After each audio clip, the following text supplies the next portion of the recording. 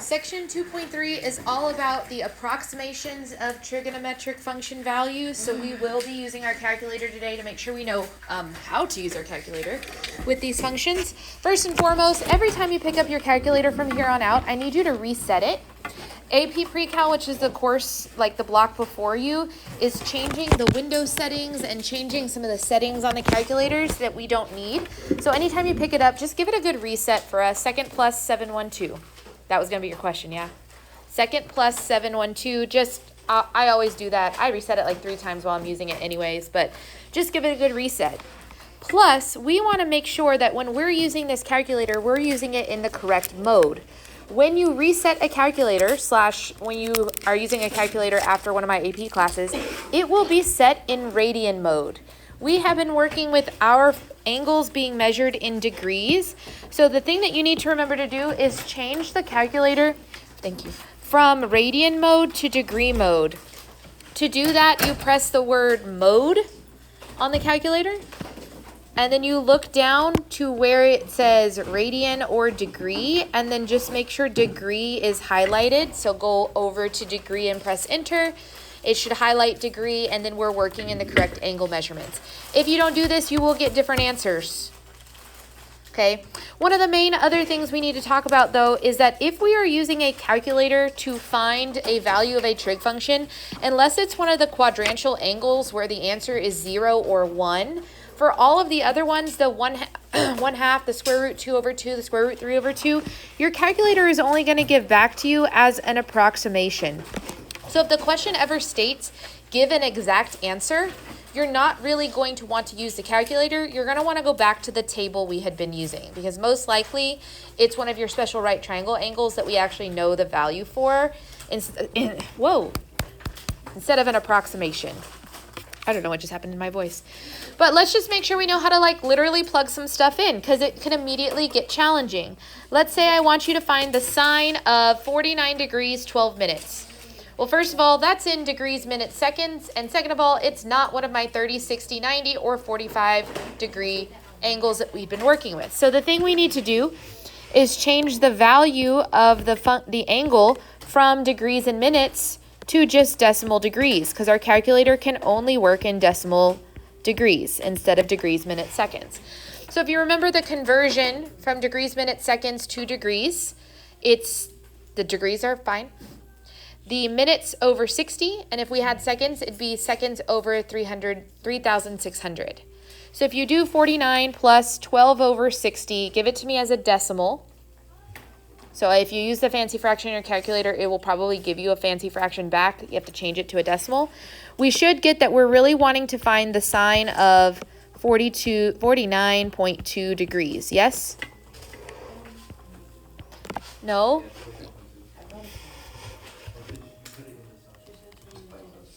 Yeah, 49.2. That's what we're going to actually plug into our calculator. So there are buttons on your calculator for sine, cosine, and tangent. Do you see them? Yep. Fabulous. So to find the sine of 49.2, you press sine. It opens a parentheses for you.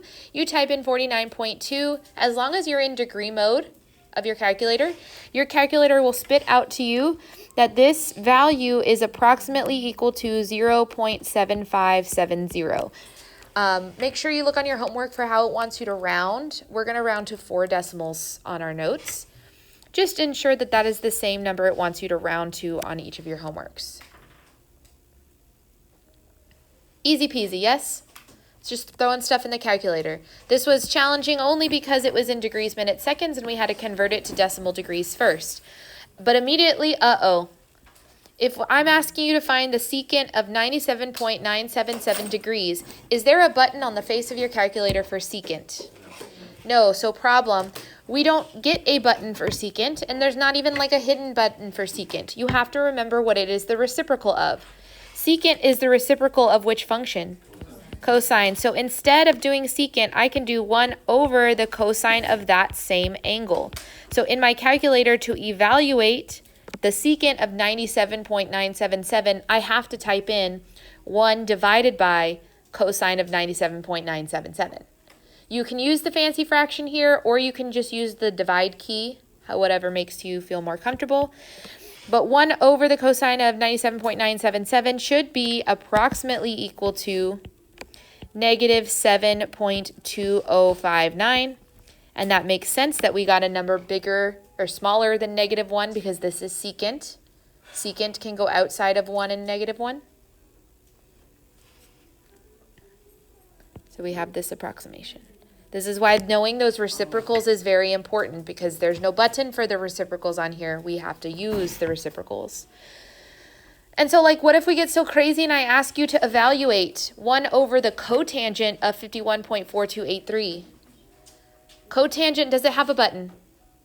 No, but it is the reciprocal of tangent. Now, if it is already in the denominator, it'd be real annoying to put a denominator in a denominator. So instead, what can you do? You just flip it back over. 1 over the cotangent of 51.4283 is literally just the tangent of 51.4283. Since they are reciprocals of each other, that goes both ways. Tangent is 1 over cotangent, and cotangent is 1 over tangent. So boom, we can type this in, and so long as we are in degree mode in our calculator, tangent has a button. The tangent of 51.4283, rounded to 4 decimals, is approximately 1.2539. Making sense? And then don't panic if it's a negative angle. You can still type those in. So if we do the sine of this negative angle, just put it in there. The sine of negative 246 degrees, as long as you are in degree mode, does give you approximately 0.9135. Now, of course, if you were panicking or for some reason a calculator you stumble upon in your future life does not like negative angles, what can we do with this angle to get a coterminal angle that would be the same value?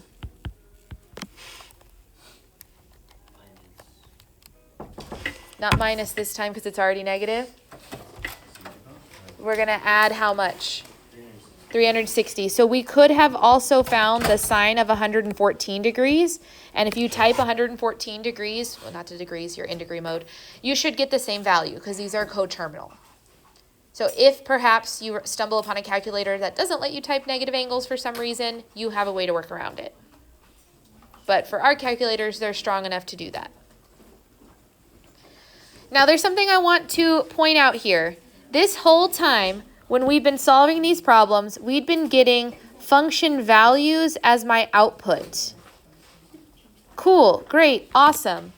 What if I know the function value and want to know the angle that causes that function value? So like the inverse. So instead of plugging in an angle, getting out a value, what if I know the value and I want to know the angle? This is where our inverse trigonometric functions are going to come into play. And we'll discuss the inverse trig functions later on in a different chapter when we start to graph them, because there's really interesting things that happen with trig functions on a coordinate plane. But we have buttons for our inverse trig functions. If you notice, right above sine in blue is the symbol sine to the -1. That's called inverse sine or arcsine. Same with cosine and same with tangent. Arcsine or inverse sine will give the angle measurement when you plug in a function value. So basically, we're going to be able to use these inverse functions to find theta when we are given a value. For applications in this chapter, these functions will return angles in quadrant 1, and again in another chapter we'll talk about why that is and how we can go outside of quadrant 1. But if we're trying to find the angle to where if I took the sine of that angle, I would get 0.96770,195. I said that backwards, but you get it. All we have to do is say that the angle measurement would be equal to the inverse sine of that entire value. We're working backwards, basically doing the inverse operation of sine, which is inverse sine. The same way the inverse of multiplication is division, that's how this is working. So in our calculators, we press second sine, so that on your calculator screen it says sine inverse. And then we type in all of those digits, 0.96770,915, boom, press enter. The angle measurement rounded to 4 decimals, that would return this function value, would be 75.4000 degrees. Questions, comments, concerns? I went fast. Did everybody find those buttons? Okay, again, inverse trig returns an angle measurement. Regular trig gives you a function value. So they work differently. What if it looks like this, though? Oh, snap. Is there a button for inverse secant? No, so we have to get creative here. We know that the angle theta would be found by doing inverse secant, which is the inverse secant of 0.0545829, and after lunch I'll tell you how to handle that. Some things that I want us to remember here, and this is like the thought process of getting here, so I'm going to do it in a different color. It's not this color on purpose. I'm just showing you my thought process. My thought process is that cosine of theta is equal to 1 over the secant of theta. And if in this problem, secant of theta is the 1.0545829, right? Secant of theta is this number. We have that from the given. Then that means if we're actually trying to find something we can type in, we're actually going to do the inverse cosine of the reciprocal of the number. Right? Since cosine is the reciprocal of secant, we can use the reciprocal of that value to return back to us the angle measurement. So in our calculators, as long as they are still in degree mode, which they should be, nobody touched it while y'all were at lunch, we should do inverse cosine of 1 over 1.0545829, and we should get rounded to 4 decimals, the angle 18.5147 degrees. So this is really the only point of today that requires us to like sit and think. So if you're finding the angle for one of the reciprocal functions, pause for a second and make sure you're typing in the correct number. So why do we have both of these things? Well, we're going to really get started into some of the smaller applications of trigonometry. By the end of this course, we're going to have some crazy cool applications of trigonometry, but we're going to start you off with small ones. Like bearing and requiring the use of the law of cosines and sines, which is not this chapter, it's a later chapter. It's crazy but cool. So our first application is finding what's called grade resistance. So if you think about cars and driving, there's a certain angle that you can and you cannot have a road be. Otherwise, like cars would slide down them if they were parked on them. So it requires some of the physics of grade resistance and thus the trigonometry associated with that. When an automobile travels uphill or downhill on a highway, it experiences a force due to gravity. This force F in pounds is the grade resistance and is modeled by the equation F equal to W times the sine of theta. We're going to use that today. Where theta is the grade, or the like angle of the road, right? Angle of elevation or depression of the road. And W is the weight of the automobile. If the automobile is moving uphill, then the angle is greater than 0. And if the angle is moving downhill, then the angle is less than 0. Because look, this is counterclockwise. Bless you. This would be clockwise. Okay. We're going to calculate F to the nearest 10 pounds. That's the force for the grade resistance. For a 250,000 pound car traveling, I said way too many pounds, 2,500 pound car traveling an uphill grade with theta equal to 2.5. All we need here is to take the formula F equal to W times the sine of theta and plug in the two things we were given in the problem. The two things we were given in the problem is the weight of the car and the angle or grade resistance, grade of the road. As long as your calculator is still in degrees, type 2,500 times the sine of 2.5. You can just shove those things next to each other. You don't necessarily need the times button. 109 point, why did I type it like that? 109.0482, pounds. I don't know what I was doing. And this question did technically ask to the nearest 10 pounds. So what's the nearest 10 pounds here? 110 pounds. Make sure you're checking for how we want things to be rounded in these problems because it'll be different for each one. Easy peasy, yeah? That's an application of trigonometry. Obviously. What if I ask you instead to calculate theta? Calculate the grade of the road to the, oops, there's a typo that I forgot about. To the nearest tenth of a degree for a 5,000-pound truck traveling a downhill grade that has a force of negative 530 pounds. Now again, all we're needing to do is fill in the force equal to the weight times the sine of theta. Except that this time, we're going to say that the weight of the truck is 5,000 pounds. Do we know the angle? No. But what else do we know? The force, negative 530. This is going to require us to do a teensy little bit of algebra.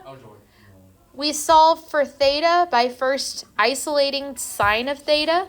How do you get the sine of theta by itself? Divide by 5,000.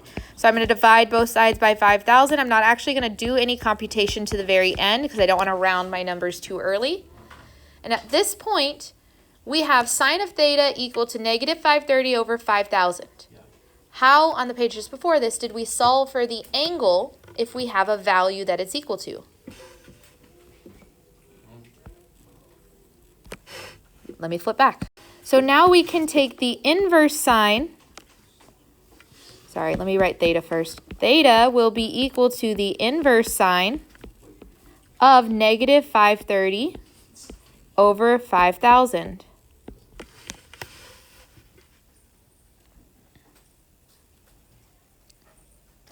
This is something we throw in our calculator. There are no variables left except for the one we're solving for, and it's isolated. In your calculator, press inverse sine of negative 530 over 5,000. Yeah. What is that angle that would give the truck a force of negative 530 pounds? Negative 6.0848, but we're rounding it to the nearest tenth of a degree, which would be negative 6.1.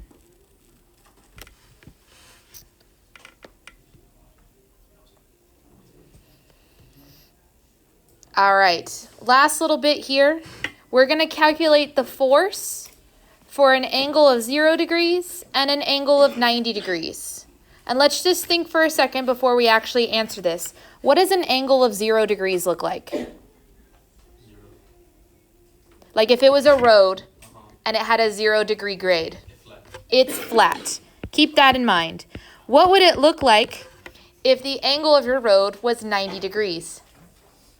Oh, then it'd be like, you're running into a wall. You're running into a wall. We're going to call this a cliff. Oh, a cliff. Right? You're just like falling off of a cliff. Keep that in mind because we could probably answer this question without math, but let's make the math make sense. Okay. What is the force going to be when you're on flat ground? 0. What is the force of gravity going to be when you're falling off a cliff? 9.8. The force will be equal to your weight times gravity. Yes. Okay, cool. We have an idea of what should be happening here. Let's calculate. So for angles of 0 degrees, when we do F equal to W times the sine of theta, we're going to plug in the only thing we have here, which is 0 degrees. Either in your brain or in your calculator, what is the sine of 0 degrees? 0. What's W times 0? 0. So the force is 0. That makes sense, yes? Yeah. Okay, that's what you intuited before we even did this problem. Yay. Let's talk about the cliff. What is my... Where is it? Sorry, I was looking for my units. It's pounds. If we do the same thing, but this time with that cliff face, that means the angle I'm working with is 90 degrees. In your brain or in your calculator, what is the sine of 90 degrees?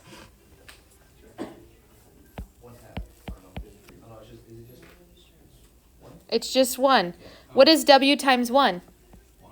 What? No, W. So the force that you would see as you're falling off a cliff would be the weight of the car. which is exactly what we intuited since we're falling, which is pretty cool.